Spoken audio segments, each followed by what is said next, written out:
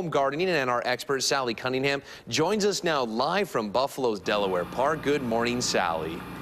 Good morning. I'm here in the Rose Garden in our famous Olmsted Park, the Delaware Park. And I want to tell you today about an announcement I've picked for this location.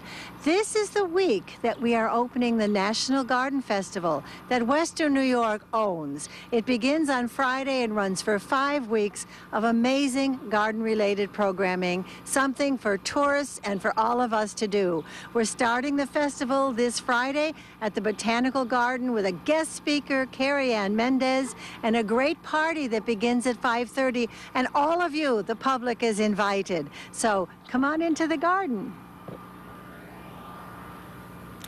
Sally, while you're there, can you kind of tell us about what some of the things people can enjoy there?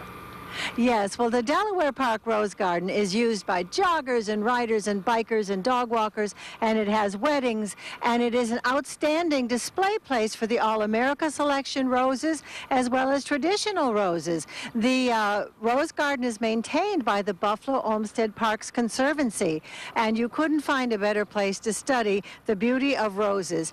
I will take garden questions while we look at some of these roses. Yeah, by the way, this one... absolutely beautiful, and our first caller is John from Buffalo. Good morning, John. Hi, John. My question is, I have one of these orchids. I can't think of the darn name of it. They're about 1 foot tall.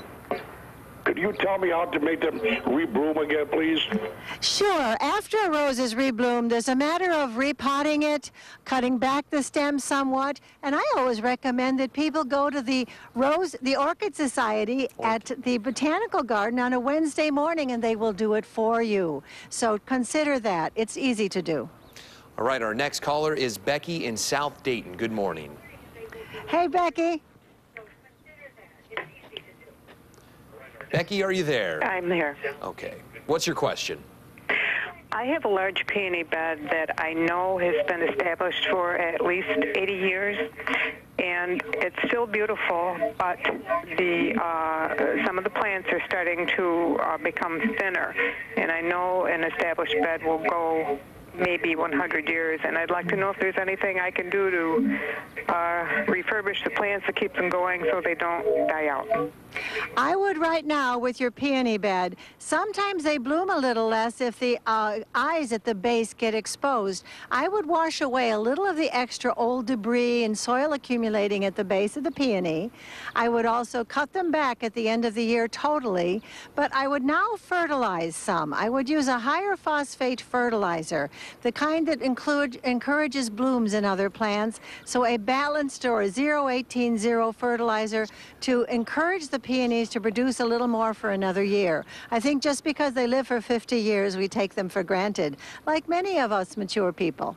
All right, our last call today is from Eloise in East Amherst.